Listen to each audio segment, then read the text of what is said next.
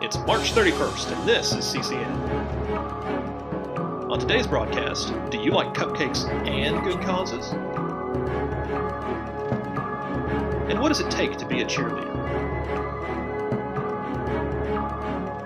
We'll look into these questions, plus Belle Townsend and MJ Mayo key you in on what's going on out in the world and here at HCHS. This is CCN, and now, MJ Mayo. Sorry to disappoint, Colonels, but we have too much news for you, so I can't even make really bad jokes this week. But I'm MJ Mayo. And I'm Belle Townsend, back at it again for week 2. And this is the CCN. Let's start off right with some announcements. For the prom committee, you have meetings at 3:30 this afternoon and 7:20 and 3:30 next Thursday. Attendance will be taken. Concerns? See Mrs. Stovall in green 206. If you don't have a prom ticket yet, they will be $25 through this Friday and $35 starting next week. Only cash will be accepted. The Future Business Leaders of America will host a Suicide Prevention and Awareness Walk May 14th at the Colonel Stadium.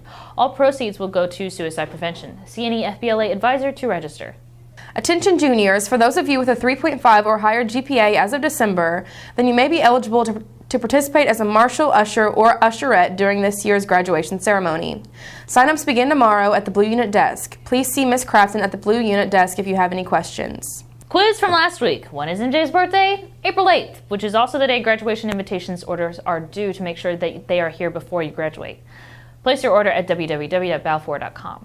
Seniors, to be fully eligible for all the end-of-year events and celebrations, your status as college-ready, passing classes, and completing night school Odyssey Wear classes should be completed by May 13th. Students who do not meet these requirements will not be able to go to Holiday World or walk at graduation. And now that you've had plenty of time to notice the culinary students carry boxes and probably get a taste of one or two, Cassie Hopgood had the opportunity to investigate what those profits are for. Cassie? Thanks, MJ. I'm sure everyone's been able to identify at least a few friends to get cupcakes from, but what is the culinary program selling them for? This week, I found out. So, what kind of cupcake did you make? We made a butterbeer cupcake. Why did you make this cupcake? Because we were looking up different recipes, and we saw one from Harry Potter, and one of our group mates, Aubrey, thought it would be a really fun idea to make a butterbeer cupcake. We made a Death by Chocolate cupcake, and we chose that because it's a Colonel's Kitchen recipe, and we thought it would be unique to make that into a cupcake. S'mores cupcakes. S'mores are a classic treat, and everyone loves chocolate, so it's perfect. And how much money did you raise? $92.50. It's $56.82. We raised $63. It all goes to Salvation Armies. We chose the Salvation Army Why did you choose that? because we wanted to help raise money. What charity did you pick? We picked the Humane Society because we love animals and we wanted them to be able to find great homes and have lots of food and shampoo and toys and stuff. Man, I want a cupcake now. Well, back to you, MJ. Thanks, Cassie, but a lot has been happening in the past week and plenty was not so great, so let's shift focus to your world news. Tuesday morning, a man identified as Saif Eldin Mustafa claimed to be wearing an explosive vest as he hijacked an Egypt airplane, forced the pilot to land it in Cyprus, and then commanded to speak to his ex-wife before surrendering himself to the authorities. Most of the 72 people on board were released after the flight was diverted to Cairo, but Mustafa allegedly held 7 or 8 people on board while the plane stayed stationary at Larnaca International Airport in Cyprus.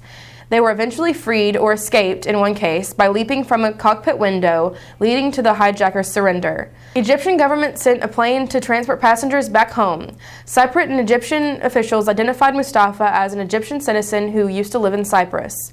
He had told the pilot he was wearing a suicide belt and threatened to detonate it, though no explosives were found on the plane. Monday, police officers in Washington, D.C. shot a man who pulled a weapon at a security checkpoint as he came into the underground visitor center of the United States Capitol.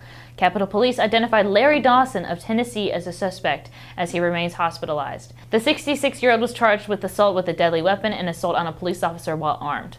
Dawson underwent surgery at a local hospital and was in critical condition, though stable as of late Monday. Last October, Dawson interrupted a House session by yelling he was a prophet of God. The D.C. Supreme Court issued him a stay-away order that same month, which required Dawson to avoid Capitol grounds. Lahore, Pakistan was the victim of a suicide bomber who set off a blast in a public park Sunday evening. The bomb has killed at least 69 people and has wounded approximately 300 according to rescue workers and officials. Senior police official Haider Ashraf claims that the blast occurred in the parking lot of one of Lahore's greatest parks, which was crowded by families celebrating Easter.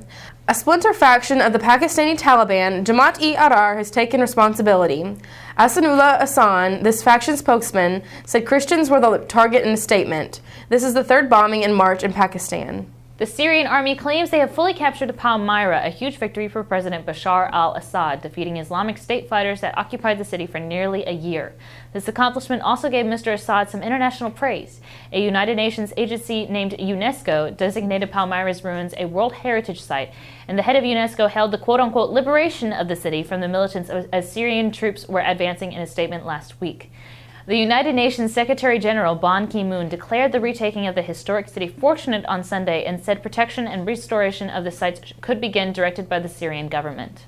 Over the weekend, police in at least 4 countries made arrests of new suspects related to the Paris and Brussels terrorist attacks, as shrines to the victims of last Tuesday's bombings in central Brussels were overrun by angry protesters who crowded near the stock exchange in Brussels on Saturday, chanting België barst or Break Up Belgium, a Flemish slogan used by one of Belgium's nationalist far-right parties. These protesters held flares and threw water bottles at a peaceful gathering of demonstrators who held signs declaring unity. The police used water cannons to drive back the disrupting far-right protesters, and the square was reopened after the brief clash. This development, though, was a reminder of the tension present in the dirt after the attacks that took 31 lives. Flint, Michigan's catastrophe over the winter has cast new attention on lead in water supplies, but problems with lead in school water supplies have dragged on for years.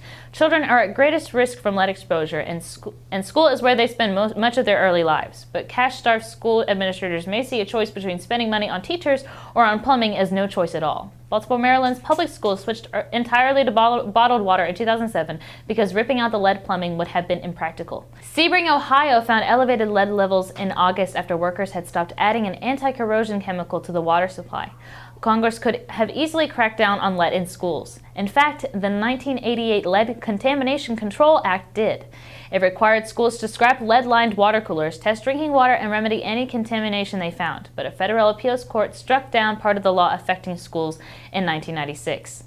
And while some states have devised their own lead testing rules, federal lawmakers have yet to revisit the issue. As much as I like to report on most of that depressing news, the CCN's own Tyler Sandifer found out what being a cheerleader is all about, since tryouts for the teams end today. Tyler? My name's Tyler. This segment is about what it takes to be a cheerleader. As far as what to be a cheerleader, there's a lot of different things. As long as you can bring your spirit and your skills that you may have as far as tumbling and things like that, jumps. Let's go Cardinals! What it takes to be a cheerleader, first of all, you have to be extremely loud, you have to know how to lead a crowd, and also confidence is key. What it takes to be a cheerleader is you have to be really confident and you have to really support people. That's really what cheerleading is supporting people.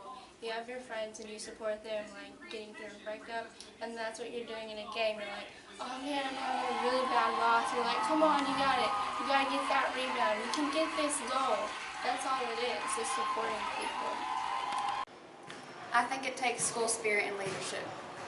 What it takes to be a cheerleader is to have a lot of pep and just be happy all the time and really spiriting. What it takes to be a cheerleader is dedication, time, and a good role model, and also flexibility, and just being the best person you should be. To be able to be a cheerleader, you have to have a lot of spirit, and you need to make sure you're always smiling, and you're really, really tight when you're doing your motions. But honestly, you just have to have like a lot of fun with it. And this is what it takes to be a cheerleader. This is CCN. I'm Tyler Sanford signing off. Great job, and thank you, Tyler. I hope that encourages all of you that have been trying out to be a Colonel cheerleader. Good luck to all of you this afternoon, and now your entertainment news. The Tribeca Film Festival pulled a documentary about a widely debunked link between vaccines and autism from its schedule next month. Robert De Niro, a founder of the festival, made a statement writing, "My intent in screening this film was to provide an opportunity for a conversation around an issue that is deeply personal to me and my family.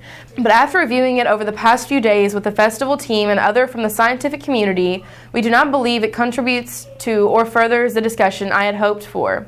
Titled Vaxxed, From Cover-Up to Catastrophe, the film was directed and co-written by Andrew Wakefield, the author of a study that was published in the British medical journal The Lancet and then retracted in 2010. His medical license was also revoked over his failure to disclose financial conflicts of interest and ethics violations.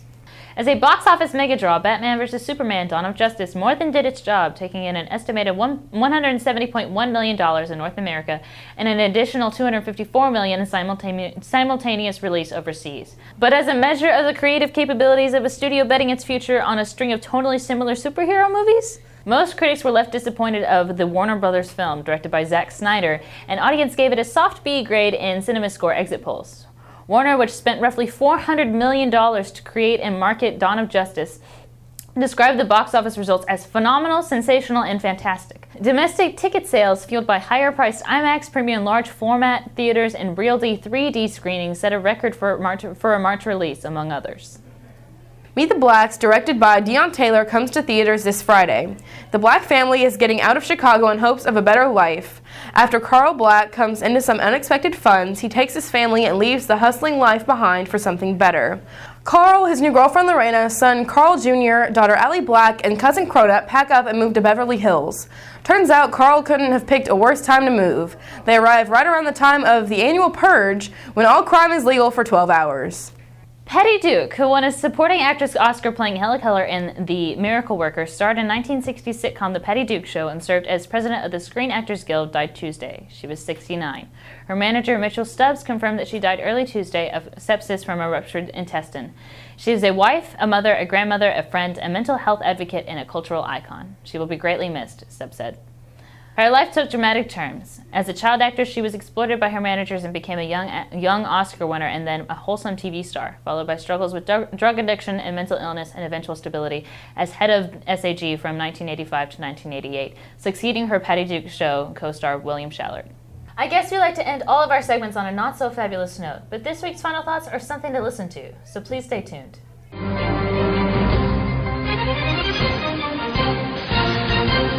Plenty of you may not know this, but I came from Holy Name, a uniform-happy school. And then freshman year I attended Owensboro Catholic, another school that enforced uniforms. When County was offered to me as an option to continue my education, one of the major benefits of switching was the freedom of my wardrobe.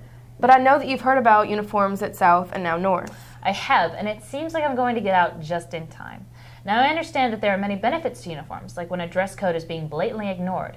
And the idea gets students ready for the workforce, where there is a uniform for anything, whether it be a polo with a logo or a suit, but I'm still very hesitant.